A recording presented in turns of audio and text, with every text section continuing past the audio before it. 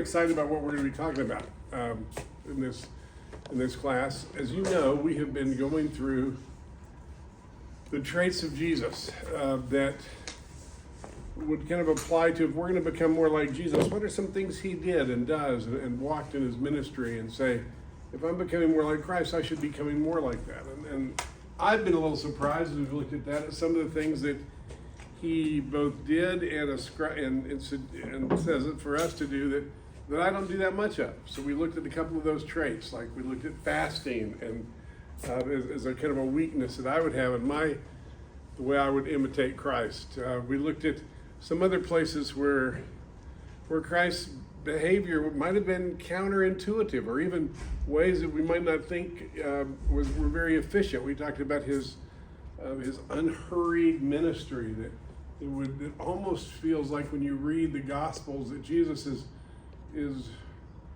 just wandering around loving the people that he bumps into. And when you say that, well, Jesus wasn't just wandering, he's the Son of God, he was purposeful, and I'm sure he was and is, but there does seem to be something different about the way I live, my hurried life, my rushing here and there, trying to get everything done, versus this way that Jesus seemed to walk and deal with people.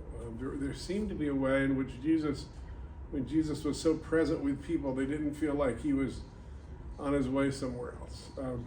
I worked with a group of pastors this week, a cohort from around the country of pastors that came to Knoxville, and so we do small groups with them, and there was one, the entire time we talked, he had his phone in his hand.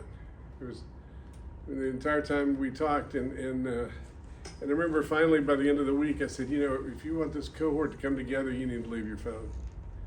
Because what you're communicating is that you're looking for something else. And there was something about the way Jesus engaged people that did not seem like he had an agenda bigger and further beyond. So we've been talking about those sort of things. I've been talking about the idea that in our prayers, we should lament more, because Jesus actually laments in the garden when he says to the Father, is there a way to do this without? So those are some of the different traits we've looked at for Jesus. And so today, I just want to talk about probably the most obvious trait of Jesus that really typifies his entire life, but we're going to look at some specific examples as well.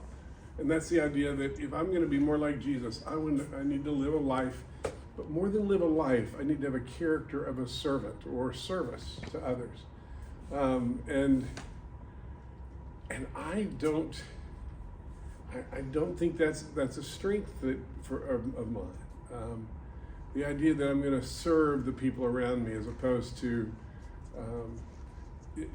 one of the things you learn in a seminary is you start to feel entitled, like when you come into a town, or go to a conference, you need someone to pick you up at the airport, and they're gonna usher you around, and it's kind of funny. You start to feel like that's what I deserve, or that's what you get used to, and that's not a mindset of a servant. Can you think of a time? Can you think of a time in Jesus' life where you would have seen that service?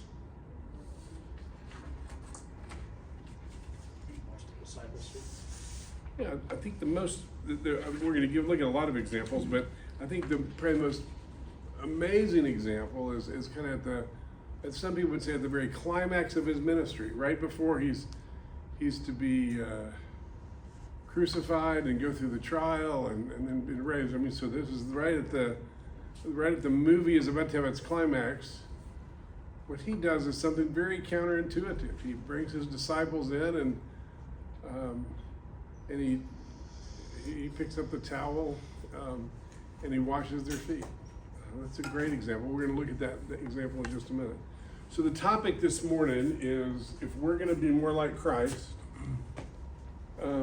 there's both a behavior and also a character trait of service, of seeing an opportunity to serve others, to be engaged with others. And then one last confession of my own, and because the only reason I think I can say this is I think it's true for 90% of us. One of the problems, the way that we do missions in our church, and really maybe in the entire Christian community, is it's almost like, oh, I pay into the missions fund and Dave Forbes goes to Carm. So he's doing that for me. I mean, I'm paying for Dave Forbes to go down there and bring some volunteers, and I'm paying for the person, because I'm paying part of the mission fund. I don't have to be somebody who's sacrificing. I'm kind of paying someone to sacrifice for me. Back in the ancient of times, sometimes the king would hire a whipping boy to replace, so like the prince or the prince or princess wouldn't be punished. They would hire someone to be punished for them, and it was kind of like, I don't have to deal with the punishment. We've got a whipping boy that's going to be whipped for my mistakes. I'm not sure that's a great way to discipline. I'm just saying. But there's some ways in which I have kind of my missionary version of the same thing, where I don't need to worry about the youth.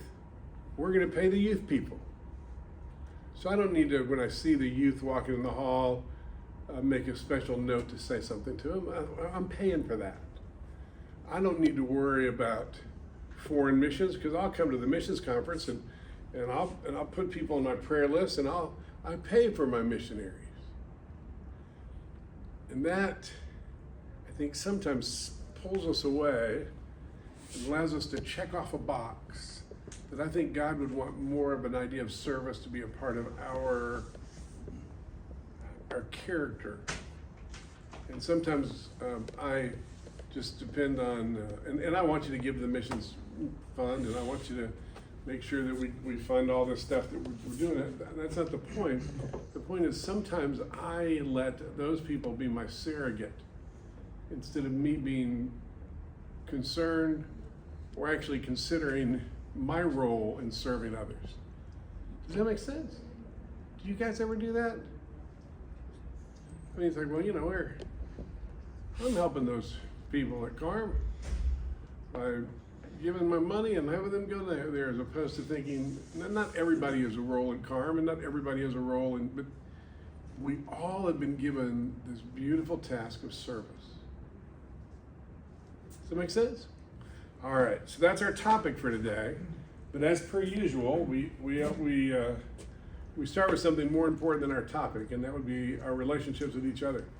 I was watching a Kenya kind of a mile run or couple mile run, whatever it was. You can tell I know track and field really well. Last night in the Olympics, and they went back to Kenya and showed where this woman and where the Kenya team, practices.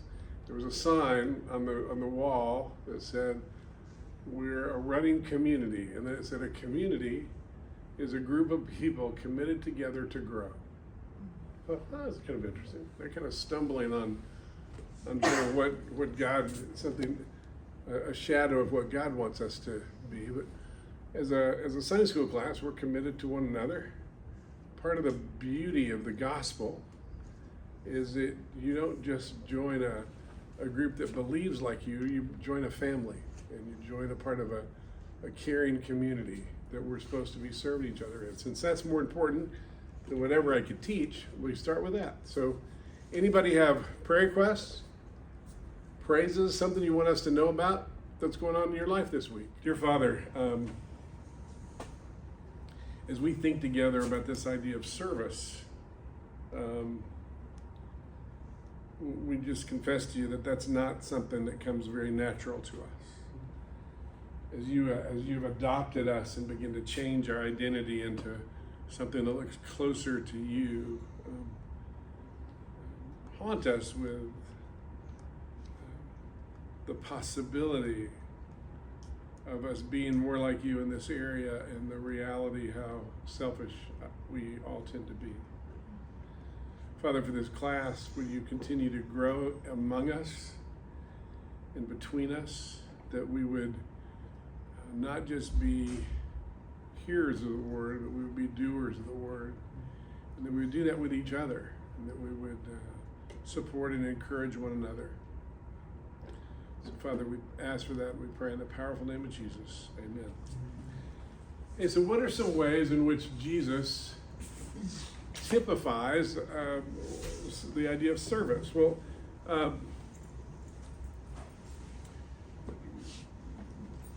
couple of places. I'm going to give you 5 examples that I think in Jesus' ministry where you see this kind of picture of service. First, there's his stance of humility and selflessness.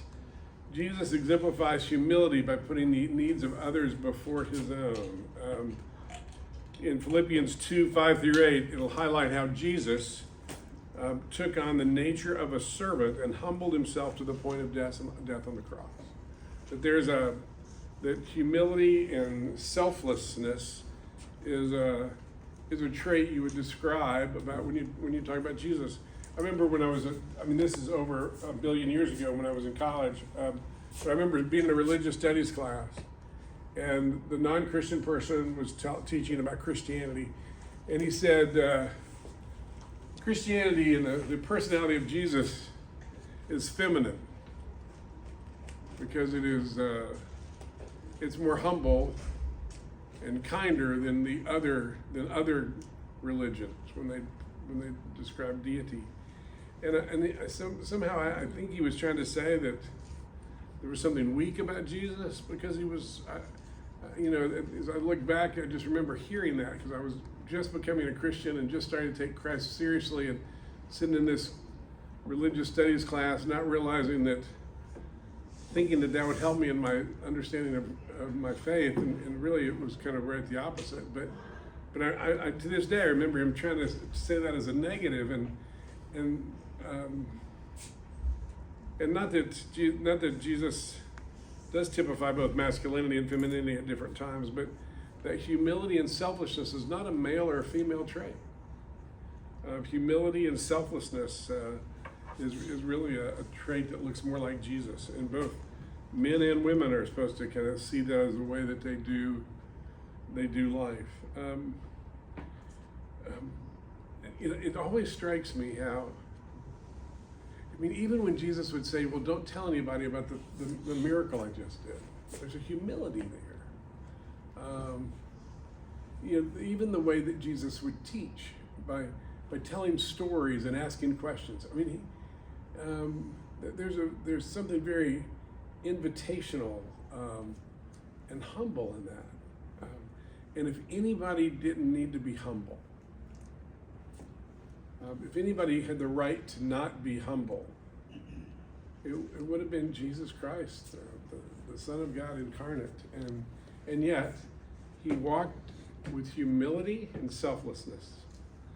If you think about some of the reasons that when we talked about how he wasn't very efficient, because he didn't hurry around all the time. He didn't seem to have like a 5-step plan for the day. Though do that. I'm not telling you not to plan, but I think some of it was his selflessness. He met the needs of what was in front of him. Second thing, and I would suggest that if you look at Jesus' ministry, that has to do with this idea of sacrificial love. Remember, he gave his life for a ransom of many, Mark 10:45. Demonstrated the ultimate act of service by dying for humanity's sins. If you were to think about, service, and this is the wrong language, it's not theologically correct language, but Jesus served us by sacrificing himself for us. Now, I wouldn't say that in a seminary setting. I wouldn't say that in a place that, but you know what I mean by that. There's not a properness to that in a way, but there is a way in which, at the very essence of why Jesus came to this earth, was to sacrifice, to love and sacrifice for others. Servant leadership. This is the example you gave. Jesus taught that true greatness comes from serving others. And if you look in John 13:1-17, Jesus washed his disciples' feet. And that was typically reserved for servants. Have you ever been in the setting where somebody served you and you were kind of embarrassed when you realized kind of who they were or what they did?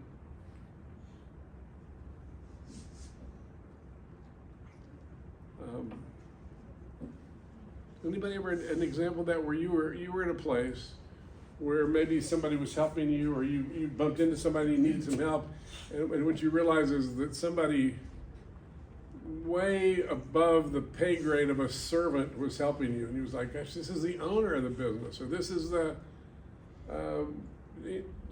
anybody ever have an example like that? I went to a men's retreat, a father-son retreat once, and as they were cleaning up, the senior pastor grabbed a broom and began sweeping. I've been in churches where that was not modeled. So just to see the senior pastor sweeping floors to me was shocking. I think church leadership could learn a lot. I think that somehow that idea of service, no matter what you thought of him politically, and just because something doesn't work politically in America doesn't mean that somebody was wrong about their character. But Jimmy Carter, when he became president, he purposely had he purposely helped unload his stuff at the White House. And so, I mean, if you and I move, we get a U-Haul, we get all our friends and our neighbors, we're throwing everything in the back, and people are helping us pack, and because that's kind of, that's maybe you've been above that pay grade in your life, but in my life it's usually been, hey, get a U-Haul and get your friends and let's pack up everything. There are people you just kind of assume that once they get to a certain level that's not what they're going to do. They're going to pay to have people come, and they're going to go to the beach while somebody unpacks everything for them, and then they're going to come back. But when Jimmy Carter became president, he decided he wanted to show some things and not just tell people stuff. And he wanted to kind of display that kind of servant leader. Now, and so he was part of the unloading team at the White House. It's ironic, the very next president was Ronald Reagan, and he came in like a king, like a king. I mean, and maybe in politics, Jesus isn't teaching us how to be a good politician. He's teaching us how to be more like him. And so, but it was just interesting. It was just interesting that he wanted to live that out. And then even in as an ex-president, he's lived that out, and he continues to build. And again, I'm not, he could have been, but he continued to live that out by working with Habitat for Humanity and kind of living a life of service toward others. And that's just not something that comes natural to us, especially once we feel like we've earned above that. So sacrificial love, humility and selflessness, sacrificial love, servant leadership. I think the one that would probably just jump out immediately when you say, hey, so where do you see this servanthood piece of Jesus, would be his compassion and healing. Jesus' ministry was filled with the acts of compassion and healing. He healed the sick, fed the hungry, comforted the brokenhearted, showing that service involves meeting both physical and spiritual needs. He even kind of squeezed serving in when it might have been just as easy not to be involved. The story at the Pool of Bethesda is a story where Jesus comes into town and instead of going directly to the temple or the synagogue where he's going to be later, he's there for a festival, for a Jewish festival, he chooses to go first to see the poor and the disabled at the pool of Bethesda. Or even his last day on earth, the beginning of his last week, after Jesus comes into Jerusalem for what we usually call Palm Sunday, he then goes to the temple, and it says he goes to see the disabled and distraught, depending on the language that's used. So Jesus kind of goes out of his way to have compassion and healing. If you want to write down a few examples of that, we'll look at a couple. We're going to look at the washing of feet in a minute, but feeding of the 5,000, typically, Jesus saw their needs as important, and the disciples wanted to send them away, remember? The disciples said, where are we going to get food for all these people? And so the disciples were kind of thinking of themselves and saying, hey, we don't have much food, and these people have shown up, and they're all wanting to hear you talk. What do you say we send them back, to the McDonald's and let them just get something to eat, because we're at capacity. And if you remember, Jesus took the loaves and fishes, and from the little boy, he blessed it and broke it. And at the end, there were 12 baskets, one for each disciple of food left over. The idea of the feeding the 5,000 was based on compassion, healing sick, the idea that he would go to people with leprosy and break those rules to do that, raising Lazarus from the dead, would be other examples of Jesus' service. I guess also so that's compassion and healing. So humility and selflessness, sacrificial love, servant leadership, compassion and healing. And last, just his idea of, you can see his servant heart from his teaching and his discipleship. If you look at things like his teaching of the parable of the Good Samaritan, embedded in that teaching is a teaching to be kind to people that other people aren't kind to. If you look at his teaching in the Sermon on the Mount, for example, in Matthew 5, you'll see that he's service to others, care for others, is a part of his teaching ministry, not just, so he lives it, he teaches it, he exemplifies it. Those are all examples of Jesus, if we want to be more like him, having a sense of service in the way that we do our lives. Any thoughts on any of that before we go on to some examples? Yes. One thing that stood out to me for a long time about the 5,000 is that right before that, he had found out that John the Baptist had been executed.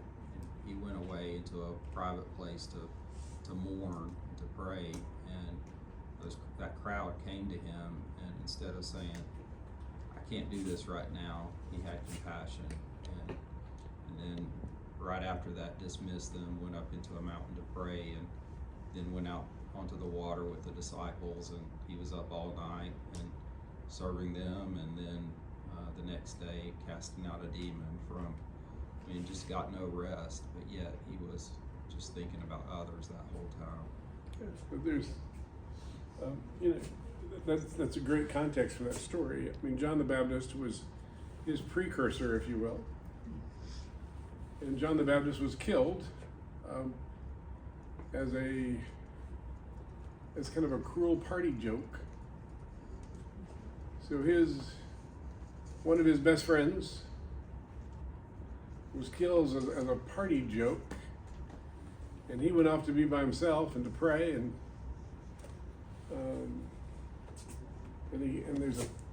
thousands of people show up and want something from him, and that's the servant heart of Jesus. Some additional some places, some examples of healing the centurion servant, healing the woman with the blood with the issues of blood in Mark 5:25, restoring the sight to the blind in John 9:12, casting out demons, reference Mark 5:1 through 20, raising the widow's son, Luke 7, that's one of my favorite stories, 7:11 through 17. Those are all examples of Jesus' service to others. So what are some practical things? Yes. All those are specific events or actions, but the fact that you mentioned Reagan coming into office as a king. Jesus really was a king, and yet he stepped aside from that to spend his time with fishermen, a tax collector, and so on, teaching them, modeling for them every day, every minute of every day, how to love the Lord and how to love other people. It was a whole life. It wasn't just events, but it was his whole life here on earth was service. Yeah. It's almost hard to say this is a part of his life. It's very the essence of Christ. Let me say one thing, and this is just a tangent. So you've never seen me to do that. You've never seen me go off on a rabbit trail that doesn't matter. So this would be the very first time this has happened Today. in the last 3 minutes. I think one of the problems with and this, one of the problems with American Christianity, one of the problems with Jim Coffield's Christianity, is it becomes kind of a celebrity Christianity. Like, Tim Tebow became a Christian, and then we want the captain of the football team to become a Christian, and so let's be strategic and try to win over. And though there's examples in Scripture of strategic people coming to know Christ, like Paul, but it doesn't seem like that was Jesus' criteria for loving people or serving people, like not what they could do for him. It seemed like he cared for the least of these all the time. And there were some moments for some other kind of what you might call important or famous people would also be engaged, but that's just different than the way that, we kind of, we've created a kind of where there's been kind of celebrity Christians, like, somebody whoever wrote the latest book, and I used to, one of the funny things about being at RTS is you'd have some of these people come through, and some of the professors there were actually some of these guys, but they actually had groupies that would kind of show up when they spoke. I remember, John Piper's fine. I like his boyish sense when he talks about Scripture. There seems to be, but I remember he came to speak at our chapel once, and there were like 20 or 30 people there who were kind of groupies. I overheard one of them say, "Oh, I think he's going to talk," and I've heard, and they've heard these same sermons over and over again because he's kind of a traveler. He kind of pulls out his best stuff when he goes speak someplace, and so I said, "Well, I heard that before. Yeah, I heard that in St. Louis, but I think it was better here." It's like, it's like they're going around to concerts. Look, here's his greatest hits, and it was kind of goofy. It's like, here's somebody with groupies, and then they start kind of believing a little of that sometimes, and I don't think I think the word Christian celebrity is an oxymoron. I think it's a word that doesn't really go together. It's like jumbo shrimp, or it just isn't. There isn't a sense where that makes sense. And this is going to be really offensive, what I'm about to say. Just please, and I know this is offensive, and please come back next week, even though I said this next phrase. It's almost like saying, who's the tallest midget? Because at the end of the day, that doesn't really matter, because there's still a midget. To say, who's the most famous Christian? and if someone you know is a small person, I didn't mean to offend them. I mean, I'm just saying that the example to say, hey, that's a Christian celebrity. It's like, big deal. I mean, a Christian celebrity, it doesn't matter. At the end of the day, they're a sinner saved by grace, and the star of the show is Jesus, not that person. You know, and that's the gospel of a God who doesn't, of a God who, as he walked on our earth, he was a servant to others. He wasn't a celebrity, and even pushed the celebrity away a little bit. So anyway, so real quick, how could you and I practically live out this idea of being having service as more of a part of our character? Any examples? Anything you could do this week practically?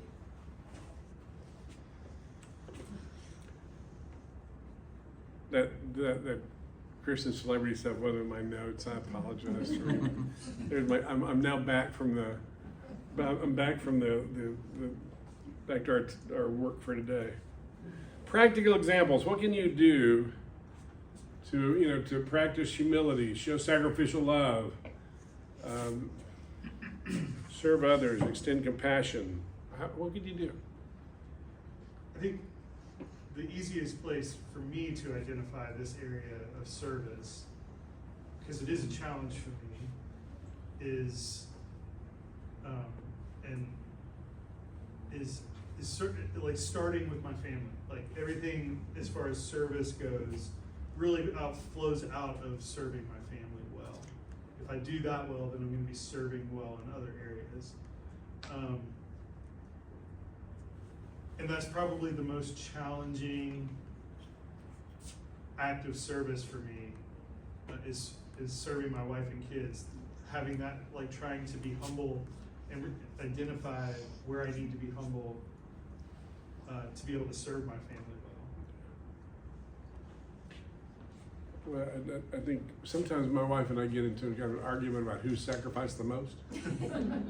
We have one of those this week. It's what I call our who's most like Mother Teresa argument. My wife and I ask, well, I did this. Well, I was here all day. You know, it's like, don't you wish you were better? Don't you wish that you really? But clearly that's where it shows up. Well, let me give you a couple examples of things to try this week. Just in real practical ways, and then we're going to do the important stuff and get in small groups and pray. There is no limit to the number of places you can volunteer. I mean, there are. There is an incredible need for people to volunteer in different places. I mean, where they're struggling with the ACE program here at church. They don't have enough volunteers for the adults with intellectual disability program. You know, they want to try to make that 3 days a week instead of 2, but they don't really have enough volunteers for it to be 2 now. I mean, they're working on it. There's always need in the nursery. There's always need in, there's just places to volunteer. That sometimes in our, one of the ways that we've really kind of hurt real service is that we've made volunteering a kind of more too formal. I mean, I think in the old days you didn't have where can I go volunteer? You just look and see what my neighbor needs his yard, some help with his yard or something. And that's just to have acts of kindness. Paying for somebody's meal. See if your neighbor's garbage can is still out after the end of to roll that back in for them. To see if to check in on an older neighbor who might need some help.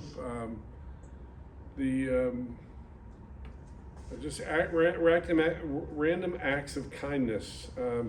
Paying for somebody's meal, helping a neighbor, writing a note of encouragement. Do you realize how seldom we write notes to one another anymore? How easy it is on the internet just to, with an email just to say, thinking about you. and just sending that, how quickly that we can connect that way. That's something you do really well. But that's, that texting, I remember a good friend of mine had his grandkids come and said, man, they didn't talk at all. Now, he's a texter, and I think that's the quickest way and the most spontaneous, and it's wonderful. You don't know how many times you've encouraged me I'll look at my texts and I'll get a text from you, and it's not, you know, Jim, here's what you need to do next, or Jim, it's usually something you're learning, something you're praying about, something, and that's, do you know how you can tell somebody needs encouragement? Breathing. They're breathing. And everybody is hurting, everybody's broken, everybody's affecting the effects of the fall. Nobody has a perfect life. And therefore you have this incredible privilege to kind of be an encourager, to serve them. I mean, acts of kindness. If you've got an extra couple of dollars, pay for the person's meal behind you. If you're at just try to be kind. The research on marriage comes down to something really simple. I mean, all that, they spend billions of dollars researching marriage, and you know what it comes down to? Kindness. They usually use words like responsiveness, but it just people that are kind to each other have better marriages. Well, let's do another study. I got to relate a story. It just came to my mind. Marilyn was driving and had a banana nose. We were going to a Halloween party and had the glasses and everything. We went to a toll booth and she paid for the guy behind. And she took off, and the guy behind knew that this woman this person had the banana nose. So he came over and waved at her and pointed at his nose, and that was cute. It was, Well, it's kind of fun just to watch your rearview mirror as the person at McDonald's is trying to say, no, that person paid for your meal, and just kind of, and they wonder, why did they do that? And it's just because if you do that, you'll be a little bit more like Jesus. There's just a constant kindness. Perform random act of kindness. You may not be able to formally volunteer somewhere, but you can notice your neighbors have some need, and see if you can help. Jim? Yes. Something I find, I agree, we do outsource so much. Even for me, even the idea of paying for someone is kind of like, it's easier for me than potentially to serve in some tangible way. And one of the things I found really helpful is to just consciously be praying about it before getting out of my bed that day, before God opened my eyes to see the people that are hurting, to see the divine appointments, that you give me those divine appointments, and then to see those people as, and it's amazing. It's, it doesn't look like, when I think of volunteering, I feel like, honestly, I want it to look more like standing behind a food line, giving somebody, something that someone tells me to do, that I know I can check a box and I did it. But it seems like the ones where God often orchestrates and something amazing happens is the times when I'm praying that, and I end up in the store with my arm around somebody praying for them as they're crying in the produce section. Those moments where, and so sometimes it's, I've loved, as you're talking about Jesus, he kind of, as he went, the compassion. And I think often we can go, well, I'm overwhelmed, I can't serve, I can't, but so much of how Jesus was serving in those practical ways was as he went. I'm actually thinking about putting in my house a big "as he went" or "as she went," just remind myself because I can get busy, especially as a mom, and feel like I don't have time to do a lot of these different. But anyway. We just celebrated the life of Susan Fleener here a few weeks ago, and Susan had a closet at her house full of stuff to give away. And they were very generous to us. She was just very kind. That's not a bad legacy to leave our planet with. Listening, being a good listener is a sign of humility and kindness. Sometimes people just need someone to talk to. It always amazes me how much people have a story to tell. I always ask the servers at our restaurant whenever I go to a restaurant about their tattoos, because almost all of them have tattoos now, and and there's usually a great story behind them, you know, and everybody wants to tell their story if you just listen. Sharing your skills, use your talents and skills to help others. If you're good at something, consider teaching it to others, using it to benefit the community. Praying for others, keep others in your prayers, pray for their well-being, their guidance and support, and let them know you're thinking of them. Those are all practical ways that you can kind of develop a kind of a life of service. And I think the more I think about it, the more services revolve around the willingness to be inconvenienced. And often we get in trouble is when we wait for it to be convenient. The reality is seldomly ever is. And we try and make it convenient by having a church program, service days, and organize things. And at the heart of it, it never satisfies because we're really just showing up. And the heart of service is the willingness to be inconvenienced by the way you focus on it, to be inconvenienced by your neighbor and address their needs when you have 1,000 of them. And the list goes on and on. It's funny, two Pierce stories, and then we're praying. My son Pierce, when he was just, we were talking about what kind of woman he wants to have in life, what you should marry in life, and we were, you know, having one of those conversations earlier in his life, and I remember he said, "What's the most important thing?" And I said, "Well, they need to. If your faith doesn't align, then that's going to be a big deal." And I said, "And next, see how they deal with inconvenience, because life's inconvenient. We live in a fallen world. See how they deal with inconvenience, and if they kind of fall apart when life's inconvenient, I think you have to look for someplace else, because that's because real love is always inconvenient." Another time, Pierce ran out of gas one time, and he's 17. He calls and asks if we could help, and I hung up and told him. I said, well, sure. We had some time, and so I went to the gas station, got him gas, drove out back and forth, and he goes, "Dad, sorry I've inconvenienced you." And I remember saying, "Of course you've inconvenienced me." And there was this look like, "Well, you were supposed to say it's not an inconvenience." And I said, "No, love is always inconvenient, but that doesn't mean it's not who we are and what we should do." And I'm glad to do this. I can't think of a more important thing than helping you with your gas right now, but it wasn't. But if you're telling me it was supposed to be convenient for me, it wasn't. And so anyway, all that to say, but those are just some things to keep in mind this week. With practical examples of being a little bit more like Jesus in terms of service. We've got about 12 minutes, if I'm correct. Well, maybe a little less than that now. Break up into groups about 5 or 6. Make sure you know the name of everybody in your group, prayer requests, and you by being in that, by sitting there, you've made a commitment to pray for each other this week.